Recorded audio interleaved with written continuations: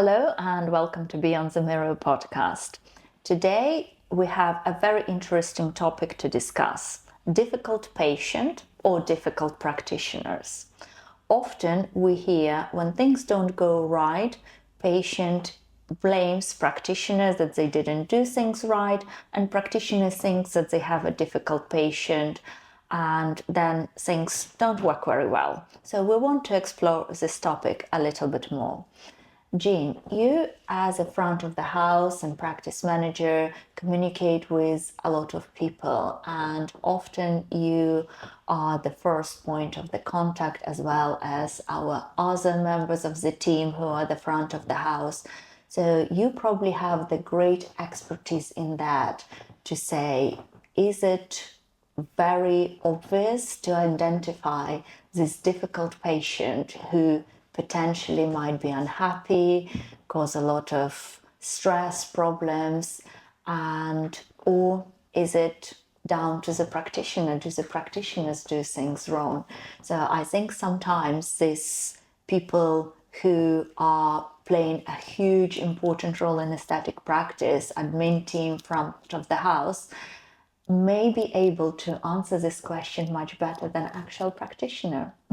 Yeah, it is. It's a really interesting topic because we don't really have difficult clients. We sometimes come across people who are uncomfortable when they first come. We have people that don't really want to talk, and it's difficult then to work out how they're going to react and how you should deal with them. Do you try to talk? Do you just let them sit there and wait until they've been in? It's finding kind of that balance and trying to read the room, and because some people are just uncomfortable because they feel as though they shouldn't be there, the family don't really agree with it, the friends don't have it done, and that's what they think. But it's often not the case, but it might be in their mind, and that could make them seem difficult because they're not open to tell us what they're actually looking for, what are they frightened of. It might be the complete unknown to them. So it's a really difficult one, and I can feel for people that are taking that first step in, because once they have made the first step in, usually they are absolutely fine. So yeah, the problem then sometimes is that when they come in to see the doctor, then the doctor hasn't got time to read the room, and they're there to do a job and probably work in a high pressure NHS environment at other times where they really haven't got the time to spend finding out what's going on in people's heads. So then it could be a complete clash of personalities, and the client feels as though they haven't been looked after, that they haven't had the time spent with them, that they haven't had things explained, or on the other hand, they might feel as though they've been rushed and pressured, and it's really, really difficult to get that balance with some people. So I think what you just saying could be summarized as get to know the patient. Absolutely. Really, like spending the time, and that time needs to be probably during the initial consultation appointment, and sometimes you might need more than just one. Yeah. Because it takes some person to process the information, to maybe discuss with friends, family what they want to do next, and come back to you with possibly more questions. Yeah, definitely.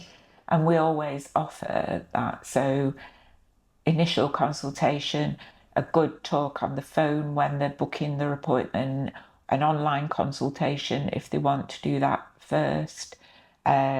So, we always offer that. We would always follow up when people want to go away and think about it, find out if they've got more questions to ask us, just so that they're more familiar with how we work and realise that there is no pressure, absolutely no pressure.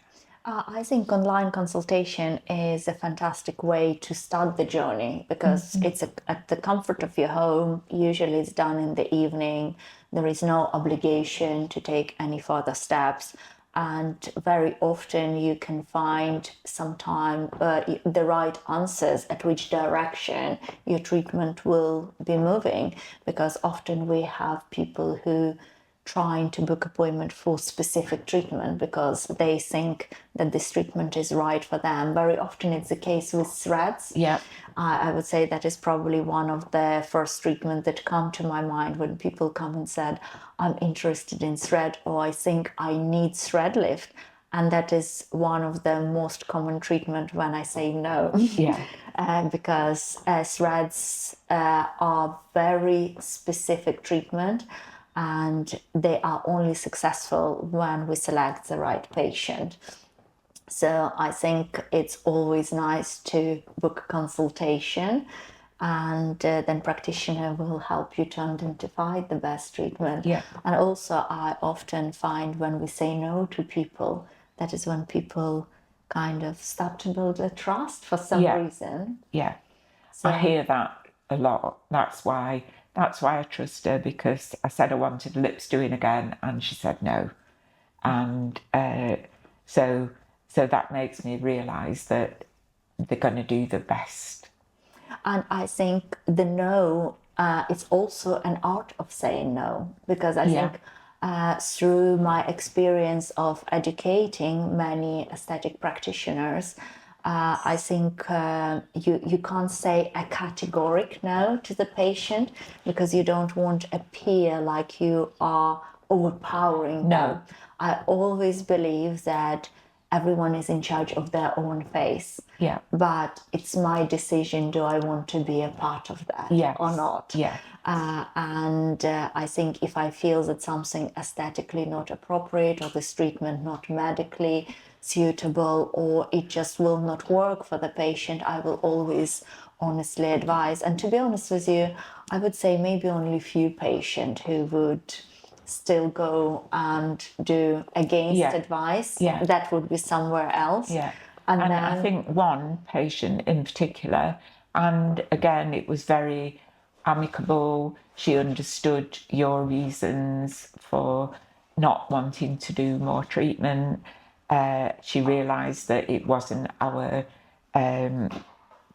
ethos to overdo, but that's the look that she wanted. So she'd rung, she said, I'm going to go somewhere else, I'm really sorry. And that's what she did. But there was no animosity or anything. Absolutely. She completely respected our wishes, but still went ahead and did it, which again is fine. That's her choice. But you've got to do what you feel is right.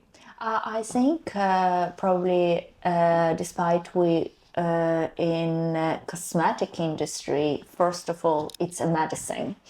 And in medicine, the first rule of the doctors, do no harm. And I feel that applies not only to medical health, but to aesthetic health, because yes, maybe someone wants a bigger cheeks and bigger lips, and possibly medically it will have very little implications if you do it, but aesthetically I think it's not the right thing. So, and I think it's important to be able to feel comfortable with what you do to results. other people and what you do in life. Yeah. And I also sometimes have a feeling that many people say opposites attracts each other. But I think in medical or dental or aesthetic practice, I find it's often likes attract likes, because it seems we moving towards more regenerative skin health. And to be honest, we always offered this treatment. It's just now we talk more and more about it. And so is our patient. All of our patients are quite on board with improving their health, living a healthier life, do better skincare routines, be more kinder to themselves as well. Yeah. Do you think then through the training that you've done for medics over the years, there should be something that is specifically for consultation? I think there are courses for a consultation, but I think consultation, a big part of consultation is actually ability to read the room, and maybe you need to be a psychologist in some way, or at least a people person. Yeah. Because if you don't like people, which nothing wrong with that, some people don't. Yeah. I think it's very difficult to build this bond. Yeah. So it is very important to, I think, practice, learn from your consultations, reflect, and that is why I think you need to have. It's more difficult for single practitioners because there is no this link in between you and patient. Yes, true. And sometimes patient not always will tell you directly their feelings. Sometimes we find that certain things that patient didn't feel comfortable, for example, when they came to the clinic, they may not point it to you, but they did said it to me in the room, and then we'll discuss as a team and we improve that. And on the other hand, sometimes they would probably dislike something that I've said or recommended, and they never would bring it up to me, but they will tell it to you. And then we're always able to resolve this. Yeah, definitely. And make sure that patient doesn't leave unhappy or feeling that their questions hasn't been answered. So I think it is very important to have this link in between, because and someone who patient also able to trust. Yeah. But consultation, and I think it's something with medicine you never stop learning, as well as when you work in an environment where you are heavily rely on customer service, you're working with people, you're always learning, because the world we're living today have changed. We see how people more affected and stressed by different situations, and I think we need to take this in consideration as well, and be the place where they feel very comfortable and very open. Sometimes we're joking, we our clinic is very warm, and then when people come say, oh, it's so warm, like we always would joke, we say, if you want even a cup of tea or come to get warm, just come around and talk to us. I think as well, how thinking about how we've changed with clients and how happy they are. When we first started, it was kind of building up to actually recommending what people needed rather than what they wanted, or going for the minimal rather than telling them what they really needed. And then if they went for the minimal, then they were disappointed. And I think that's something that I've learned by talking to people and really preparing them and saying, you know, if you tell them they need this many mils of filler and they only go for that many, then they're going to be disappointed, and that's where they'll feel as though they've wasted the money. So that's another thing where it could seem that people are being difficult and they would think the doctor was difficult and not done a good job, whereas the doctor would think the patient's difficult because they haven't had the amount that they'd recommended. And so that again has all got to come together, and I think that's where we've got more confident in recommending, even if it is skin boosters or polynucleotides, whatever. If it's the right thing for the client, then it's good to recommend that.